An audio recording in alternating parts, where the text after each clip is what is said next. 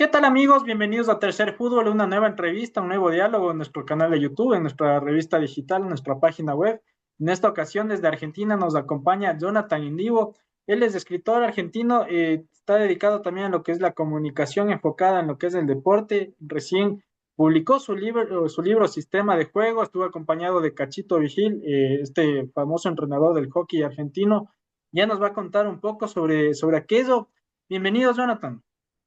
Hola Martín, ¿cómo estás? Muchas gracias por la invitación. Un placer estar acá con vos. Vale, muchas gracias.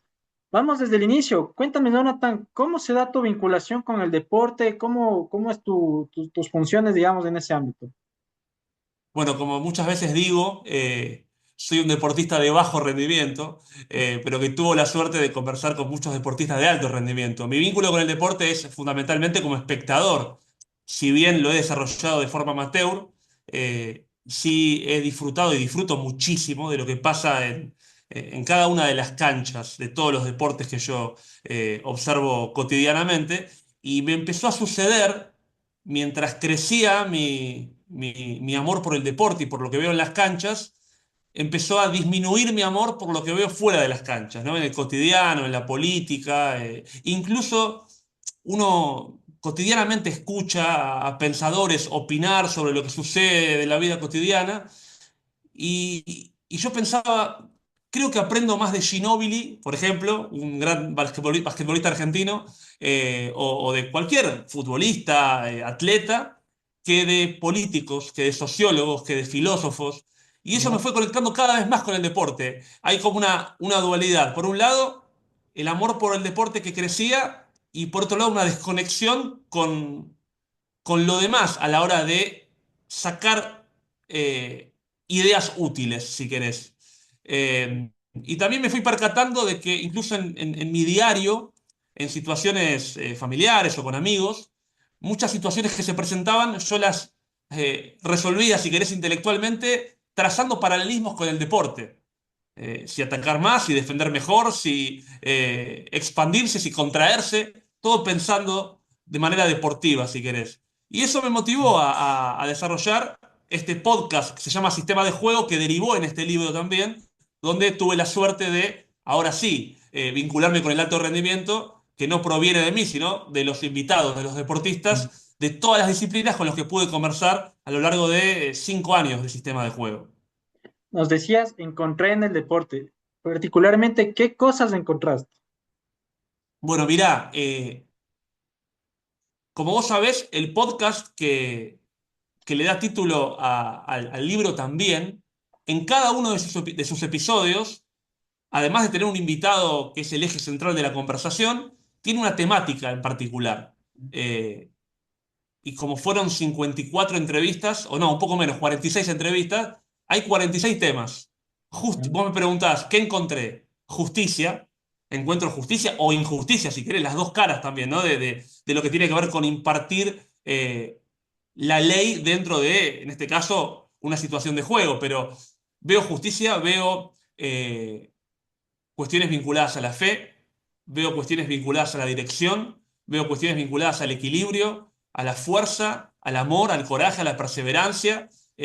Cada episodio de Sistema de Juego tuvo que ver con alguno de estos tópicos que te menciono y yo traté de elegir invitados que me parecieran interesantes a efectos del tema elegido. Por ejemplo, tuve la suerte de conversar con Julio Velasco, entrenador emblemático del vóley mundial, fue considerado el mejor entrenador del siglo XX. Él dirigió sobre todo a la selección de Italia, también a la Argentina, y con él el tema era la dirección. Él como director técnico y su enfoque para dirigir. ¿Y a dónde nos dirigimos? ¿Y cómo se dirige? Bueno, a mí me llevó a conclusiones sobre mi vida muy trascendentes. Porque uno, viste, uno se pregunta muchas veces hacia dónde va. Es tan necesario saber hacia dónde uno va, hay que predefinirlo, eso se va dando solo. Yo descubrí en la charla con él que creo que la esencia, nuestra esencia, nos va a llevar al lugar al que tengamos que ir. A veces uno quiere decir, no, voy para el otro lado. Mira, la esencia te va a terminar torciendo la voluntad, si querés, en algún sentido, en el buen sentido, ¿no? Entonces, como te digo, cada episodio centrado en un tema. Todos temas que yo veo en el deporte. Como te dije, muchos te los mencioné y están justamente introducidos en cada charla y en cada capítulo del libro. Cuéntame un poco para ir conceptualizando y sentando bases. ¿Qué es el deporte? ¿Cómo lo conceptualizas tú al deporte? ¿En qué sentido decís? En el sentido general de lo que, con la experiencia y el contexto que ya tienes ahora, de lo que has encontrado, de las entrevistas, ¿cómo tú canalizas y le conceptualizas al deporte? Bueno, mira, no sé si va a responder a tu pregunta lo que te voy a decir, pero yo hoy por hoy lo entiendo como una herramienta sustancial a nivel educativo al deporte. Hay una cosa que yo observo en lo que son los colegios acá en la Argentina, en la educación primaria, si querés, y secundaria, donde al deporte se le suele dar una función más extra programática. No es tan central a la hora de educar. Eh, y yo creo que el deporte debiese ser una herramienta fundamental en la educación de chicos y chicas. A veces uno llega al deporte más como una actividad lateral, uno va al colegio y además hace una actividad deportiva, pero dentro de lo que es la educación primaria, si querés, uno lo que encuentra es cuestiones que se asocian más a la matemática, a la lengua, a la historia, a la geografía. Y para mí es central porque tiene que ver con nuestro cuerpo. Nosotros todo lo intelectualizamos, pero la verdad es que además de pensar, caminamos, abrazamos, alzamos a UPA. No sé, hay un montón de cuestiones que hacen a nuestra vida. Estamos adentro de nuestro cuerpo y siento que a veces eso se olvida. A mí me parece que el deporte es una herramienta que te obliga a conectar con tu cuerpo. Y es llamativa la desconexión que existe con nuestro cuerpo. Digo, más allá de lo lúdico, más allá del entretenimiento. A mí me encanta ver deporte también por la cuestión de entretenerme, de alentar a mi equipo, de festejar un gol. Pero digo, más allá de eso que hace al espectador, pienso en lo útil que es para conectar con nuestro cuerpo. Yo, te soy franco, disfruto muchísimo más jugando al básquet que haciendo actividad física en el gimnasio. ¿Y por qué hago esta mención? Porque el deporte te permite conectar con el cuerpo y disfrutarlo. O sea, me parece una genialidad. Y yo no sé en qué momento, por lo menos en mi caso, yo puedo hablar por mí, pero lo puedo ver a veces en el entorno, sobre todo en una era tan eh, vinculada con la tecnología. Esta charla se está dando gracias a la tecnología, pero también gracias a la tecnología hay cosas no tan buenas como esta charla, que tienen que ver con, por ejemplo, encorvarse para mirar el teléfono y desconectarse del cuerpo. O sea, yo no sé a partir de qué momento uno empezó a desconectarse del cuerpo, pero creo que el deporte tiene como gran herramienta el conectar con el cuerpo, que es en el que vinimos y es en el que nos vamos a ir. Entonces me parece central para educar y central para vivir. Mucho más que estar intelectualizando, cosa que hago bastante seguido, pero que creo que es menos efectiva que jugar. Cuéntame, bajo la experiencia de podcast, de haber publicado un libro, de charlar con bastante gente sobre distintos temas de la vida, ¿cuál es la importancia del aprendizaje y también de compartir las experiencias y el conocimiento? La importancia del aprendizaje, en primer lugar, a ver, yo creo que uno tiene que tener actitud de aprendiz. Eh, yo puedo plantear que llevo a cabo un podcast para aprender, pero tal vez no aprender nada, solamente jactarme de que conversé con diferentes personajes del deporte. Creo que lo importante del aprendizaje está en la postura de uno respecto de verdad escuchar para aprender. Eh, Julio Lamas, que es uno de los entrevistados que tuve, con él yo hablé del conocimiento, por ejemplo. Y él, una frase que usó bastante a menudo es que él iba a buscar el conocimiento a todos lados y que un equipo que mejora es aquel que tiene actitud de aprendiz, incluso ya en esferas muy altas. Es decir, yo te lo mencioné antes y te lo vuelvo a mencionar porque tal vez sea mi deportista favorito, que es Manu Ginóbili. Ujú. No sé si fue Julio o fue, porque Julio Lama fue entrenador de la generación dorada de básquet argentina. eh, y no sé si fue él o Sergio Hernández, otro gran entrenador de la selección de básquet argentina, que decía que tanto Ginóbili como Pepe Sánchez, otro gran basquetbolista de la selección de básquet, teniendo el conocimiento que tienen, sabiendo incluso más que los técnicos, todo el tiempo preguntaban, pero ¿por qué estamos haciendo esto? ¿Por qué no hacemos esto otro? ¿Por qué no probamos algo diferente? Ellos podían haberse apoyado en su conocimiento para descansar en eso, sabiendo que con eso les bastaba. Eh, para mí el aprendizaje, más allá de los aprendizajes puntuales que yo te pueda mencionar, tiene que ver con una actitud y no hay fecha de vencimiento para aprender. Se aprende todo el tiempo. Inclusive te digo que este discurso que yo tengo hoy sobre el cuerpo no era un discurso que yo tenía hace 5 años. Es algo que aprendí porque tengo una compañera de vida que además de psicóloga, psicóloga clínica como se conoce habitualmente, también Sí, lleva a cabo la psicología vinculada al movimiento, que tiene que ver con poder ver a la persona por cómo se mueve, por sus patrones, no solo de habla, sino por sus patrones de movimiento. Y yo creo que no solo aprende uno de los grandes atletas o de los grandes en cualquier área, sino también de los pares. Y creo que, y a esto voy, la clave en el aprendizaje, más allá del aprendizaje en particular, está en la voluntad de aprender. Porque a veces uno cree que va a una clase donde hay un docente del que uno va a aprender. Y está bien eso, pero la clave para mí está en aprender de cualquiera que te rodea. Está claro que yo llevé a cabo un proyecto con voluntad de aprender de esas personas porque son los mejores en lo suyo. Pero te repito, yo hoy estoy también abierto a aprender de vos, como me gusta que vos los puedas estar a aprender de mí, claro. en lo chiquito o en lo grande, pero todo el tiempo de todos. Y te repito, como para cerrar la idea, la clave del aprendizaje en cualquiera fuera del área, me parece que tiene que ver con la voluntad y la predisposición a aprender de todos todo el tiempo. Consultando sobre ti y sobre tu libro, me topé varias veces con la frase deporte como filosofía en acción.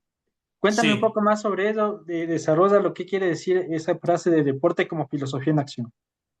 Bueno, un poco se emparenta con lo que te contaba al principio respecto de que tengo más hoy por hoy, si querés, tal vez no sé cómo será Jonathan del futuro, pero eh, actualmente siento mayor conexión con el deportista, que te repito, yo no soy deportista, pero siento aprender más del deportista que del filósofo.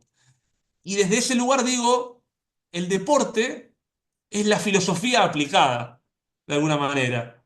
Eh, no es el discurso de lo que habría que hacer, de cómo sería mejor, de cómo hay que pensar las cosas, sino que es efectivamente la acción llevada a cabo.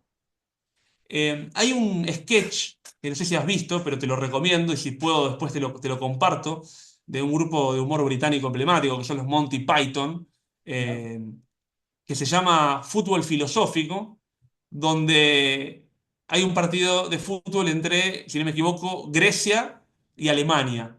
Y en Grecia juega Heráclito, no me acuerdo, todos los filósofos griegos, y en Alemania estaba, no sé si Marx, estaba Kant, Hegel, y cuando el árbitro pita para empezar el partido ni bien empieza, todos, en lugar de pasarse la pelota, se ponen a pensar. Están parados pensando. Y uno piensa una cosa y el otro piensa la otra, pero la pelota sigue quieta, no se mueve. Todo estático, ellos piensan nada más. Hasta que de pronto, no recuerdo si era Heráclito o quién, dijo, Eureka, se le ocurrió una idea. La idea era pasarse la pelota, básicamente eso. Ir y patear al arco. Así fue como, si no me equivoco, Grecia le gana el partido a Alemania 1-0 sobre el final, en esta parodia de lo que es no activar. Yo creo que la idea de filosofía en acción tiene que ver con que hay en el deporte un montón de filosofía aplicada. Como yo también digo muchas veces que las canchas son mini réplicas de la vida. Y en esa mirada, en esa idea, digo, si en un juego hay, supongamos pensando en fútbol, porque esto se llama tercer fútbol, hay 22 jugadores en la cancha, más allá del juego en sí mismo, también hay cosas que hacen a la psiquis del rival, a la psiquis propia, a cómo está tu compañero, a cuándo es mejor atacar, a cuándo es mejor defender, en qué momento, cómo pasar la pelota, cómo romper el caos. Digo, hay un montón de cuestiones que se asemejan mucho a la vida. Eh, y lo que el fútbol propone, tal vez si uno habla con un futbolista, pueda encontrarse con un sabio a nivel intelectual o con alguien que tal vez no tenga tantas herramientas discursivas. Y sin embargo, de pronto lo ves en la cancha y decís, por ejemplo, un pase de Messi en profundidad, un pase es matemática, No. además de arte. Digo, la precisión exacta, física, química y hasta biología, no sé, un pase exacto para que justo le llegue la pelota en el lugar exacto a su compañero para no tener que hacer más nada que pegarle al arco. Y tal vez Messi le preguntás una fórmula, el teorema de Tales y no te lo sepa responder. Sin embargo, sabe de matemática, tal vez sin darse cuenta de eso. Entonces, creo que incluso también en el manejo de los momentos, esto de que Messi, doy ejemplos con Messi porque también me nacen espontáneos. Muchas veces dicen que Messi camina la cancha, sobre todo ahora, siendo más grande, tiene que administrar mejor su físico. Claro, Eso es inteligencia, digamos. Cómo entender el momento propicio para intervenir. Decime si no te pasa en tu vida que a determinadas situaciones uno a veces trata de resolver las cosas antes de tiempo o después de tiempo. El timing, ¿no? Esto del timing. El timing no es solo sí, para pegarle al arco, el timing es también para hablarle a un jefe, para hablarle a una novia, para pedir un aumento de sueldo, no sé, lo que se te ocurra, para tener un hijo. Es decir, en qué momento, si bien es lindo que suceda cuando suceda, digo, todas las cosas tienen un tiempo, un momento, y, y bueno, yo en la cancha, bueno, perdón, vuelvo a Messi, eso quería decirte, que eso que él hace de, bueno, ahora voy a correr, ahora voy a retroceder, todo eso es inteligencia, eso es matemática, eso es historia, porque se conoce a sí mismo, conoce el claro. fútbol, conoce los partidos, ya tiene la experiencia de lo que pasó para saber cómo aplicar, ¿no? Entonces, digo, ahí es donde yo veo esto de deporte, filosofía en acción, es aplicar la teoría, que es lo que creo que falta muchas veces. Jonathan, cuéntame, ¿por qué tanto tu podcast como tu libro se llama Sistema de Juego? Bueno, la verdad es que cuando me puse a pensar, a ver, hay como una combinación. Vos decías al principio esto de tercer fútbol, que es encontrar algo que esté por fuera de la dicotomía, ¿no? Como te decía yo, lateral, ¿no? No Boca o River, lo demás, si querés. Sí. Y yo tengo proyectos previos a Sistema de Juego que se llaman Materia Gris, que era un programa de radio que duró también 10 años, y un libro, mi primer libro que se llama Medio, que tiene que ver con la búsqueda del equilibrio, el gris y el medio, ¿no? También esta búsqueda de una especie de algo que salga de los extremos, si querés, una pelea contra el extremo, una pelea contra el extremo. Y el sistema de juego tiene que ver con una parte rígida, que es el sistema, y una parte lúdica y más flexible, que es el juego. Tratar de encontrar de esa combinación una resultante, una conclusión, una síntesis, si querés, que se salga de ser o tan flexible o tan rígido. Y sobre todo, después, a medida que el podcast fue avanzando, había una pregunta que yo le hacía y le hago a los invitados, que es, ¿cuál es tu sistema de juego para vivir? Un poco a mí me venía la idea, si bien algunos hablan de sistema de juego, otros hablan de esquema táctico, pero viste que en el fútbol 4-4-2, 4-3-3, 4-3-1-2, yo digo, en definitiva, ese sistema de juego es una forma de pararse, ¿no? Ante un rival en un partido. Ahora, ¿cómo se para uno ante la vida? Bueno, desde ahí un poco, además de esto que te contaba del equilibrio entre lo sistemático y lo lúdico, ese equilibrio entre las dos cosas, también yo me puse a pensar en cómo me paro yo ante la vida. ¿Cuál es mi sistema de juego para vivir? ¿Soy una persona conservadora? ¿Soy una persona de ir al ataque? ¿Soy una persona que busca un equilibrio entre las dos cosas? Bueno, ya te das cuenta que por lo que me vas escuchando seguramente, trato de tener un esquema equilibrado siempre, Sí, ¿no? O sea, una sí. persona que busca el ataque sin descuidarse en defensa. Asumir riesgos, pero no al nivel de poder perderlo todo, si querés. Entonces, un poco creo que tiene que ver con eso, con cómo me planto ante la vida y cómo se plantan las personas con las que yo me he comunicado ante la vida. Y creo que desde ahí un poco el nombre del podcast, que además, tengo que serte sincero, también me gustaba cómo sonaba, porque viste que tiene un subtexto el libro y el podcast que es Los pingos se ven en la cancha, que surge de aquella frase que es en la cancha se ven los pingos, es una inversión de la frase que no sé si es una frase que se conoce en toda Latinoamérica, pero en Argentina es muy común esto de que digamos, al caballo lo ves en la carrera, ¿no? Y a la persona la ves en la vida, en lo que hace, en la acción, no en el discurso. Entonces, desde ahí un poco el nombre del podcast y del libro. Hablando justo de esta relación entre el deporte y la vida y este equilibrio, somos tanto personas individuales como también vivimos en sociedad y también el deporte se desarrolla en equipo. Ahí tengo una pregunta que la voy a dividir en dos partes. ¿Cómo tú ves el tema tanto en el deporte y la vida en lo individual y también luego en lo que respecta al equipo? Bueno, a mí, francamente, me preocupa el nivel de individualismo que se maneja. Eh, a ver, yo estoy haciendo, a veces me pasa que de pronto me engancho con una idea Sí, y la repito como si fuera muy interesante, tal vez lo que la escucha me dice, Jonathan, no es tan relevante lo que estás diciendo, pero yo siento que hay ahora muchos videos motivacionales vinculados a poder fortalecer el amor propio de la gente, ¿no?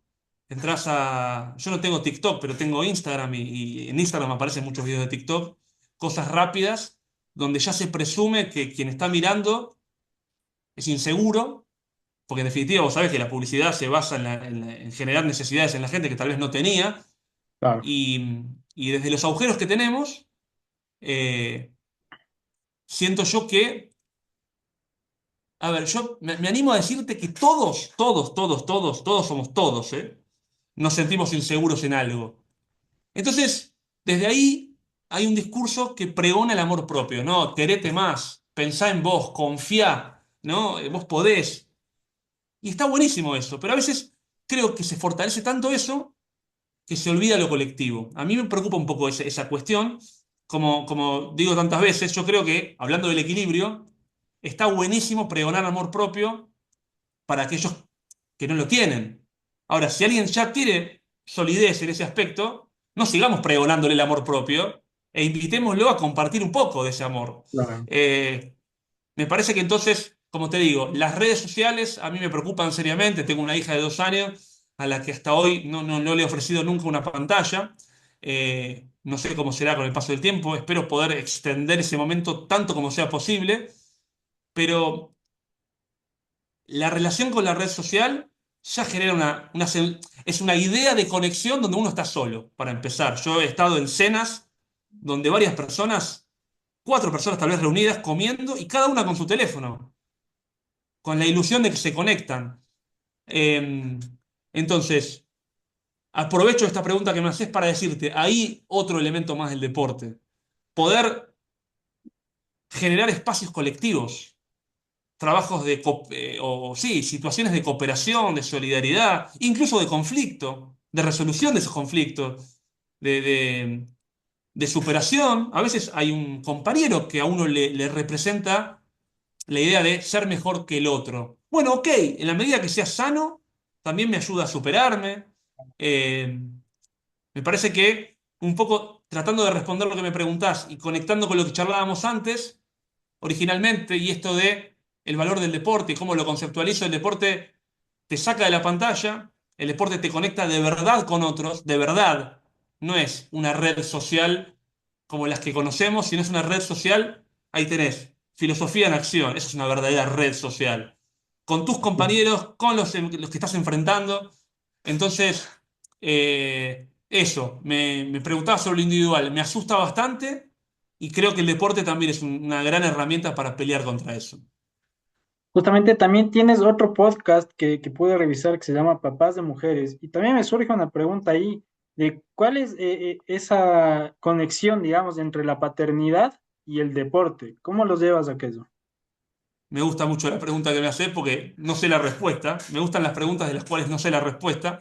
Eh, Mira, yo tengo la sensación hoy, con mi hija de solo 2 años y 2 meses, que todo lo que hago lo hago por ella, pero no desde un lugar cursi, sino Mm. desde un lugar real. Es decir, cuando yo tomo una gaseosa light, yo no lo hago al lado de ella. Yo tomo gaseosa light, pero trato de no hacerlo al lado de ella, porque siento que eso va a despertarle el interés que yo no quiero que le despierte. También es cierto que lo ideal sería que yo no tome ni con ella ni sin ella, porque el verdadero ejemplo lo va a ver en hechos reales, digamos. Si yo me escondo a Claro. comer milanesa, en algún momento me va a haber escondido comiendo y decir, papá, ¿qué estás haciendo? Pero a lo que iba con esto es, lo que me pasa a mí con eso es que hoy por hoy, si yo quiero a ella inculcarle el valor de relacionarse con su cuerpo, el valor de alejarse de la pantalla, el valor de la red social en el vínculo con sus compañeros y compañeras, el valor de aceptar las frustraciones, de aprender de las derrotas, de ganar también, porque no, de tener expectativas, de tener objetivos trazables. Eh, bueno, me parece interesante primero que yo haga deporte, aunque sea de manera amateur, aunque sea de manera muy precaria, que me vea a mí hacerlo, porque si yo solamente le digo que el deporte tiene un valor, pero después no lo practico, me dice, papá, vos me estás hablando de algo que no haces.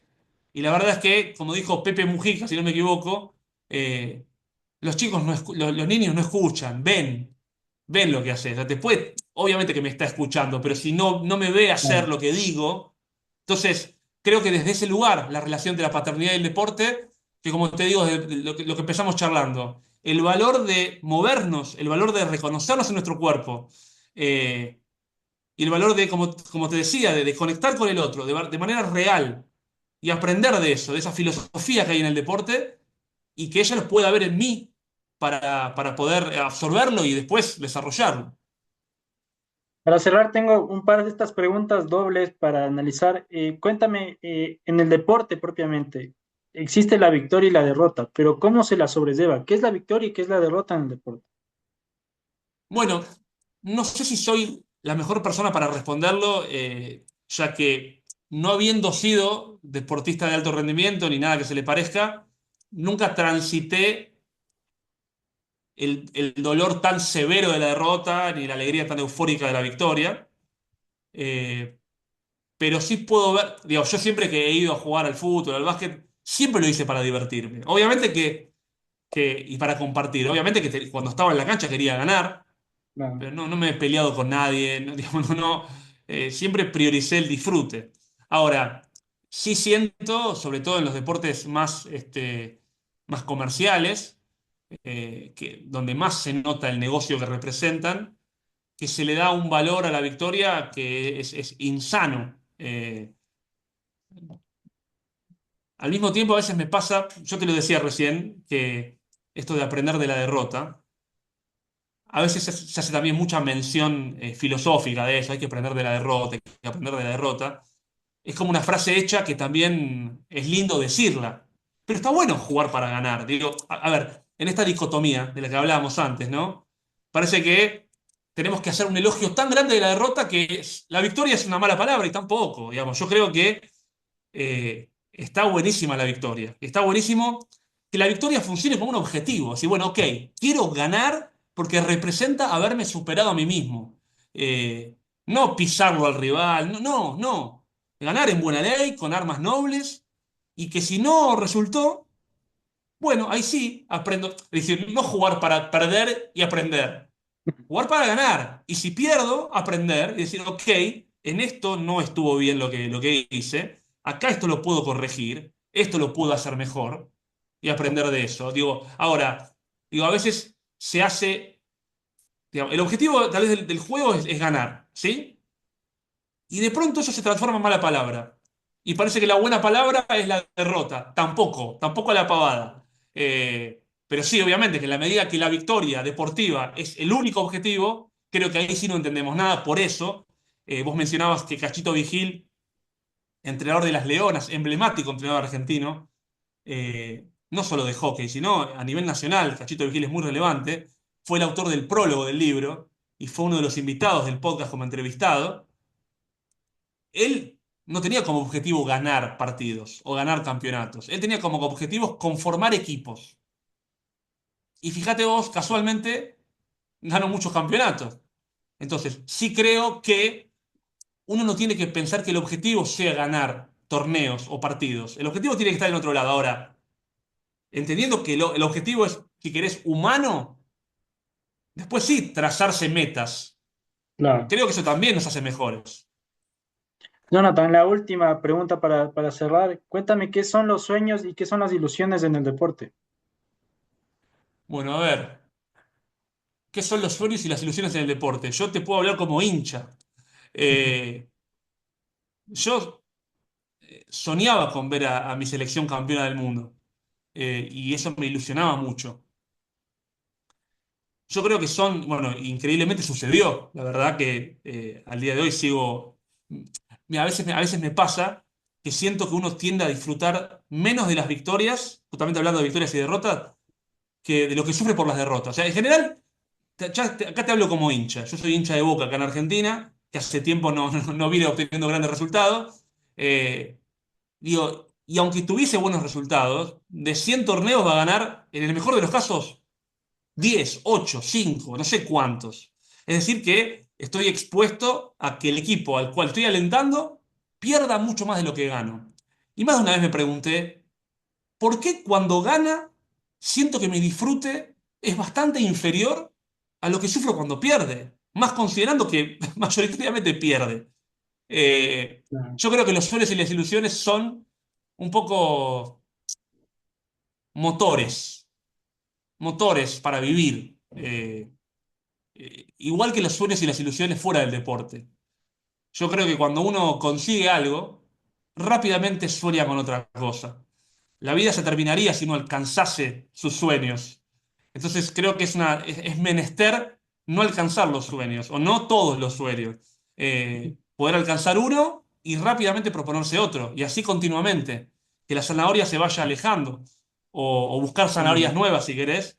Creo que en definitiva los sueños, tanto en el deporte como fuera de él, son eh, un motor para avanzar y para poder transitar el sinsentido de la vida de la manera más feliz posible. Jonathan Indivo en Tercer Fútbol, muchas gracias Jonathan, una gran charla en la que hemos aprendido bastante, en la que hemos conectado entre el deporte y las situaciones que tiene la vida. Agradecerte y bueno, siempre bienvenido en Tercer Fútbol. Martín, muchísimas gracias, un placer muy grande, un gusto para mí también haber tenido esta charla con vos. Y bueno, ojalá que se repita, e incluso como digo muchas veces, ya que estamos en la virtualidad, ojalá que se repita presencialmente alguna vez. Sí, sería de lujo. Mientras tanto, aprovechamos las virtudes que nos da la virtualidad, entre tantas cosas negativas que en realidad nos aporta en ciertas ocasiones. Agradecerte y bueno, nos vemos en una próxima. Gracias, Martín, un abrazo grande.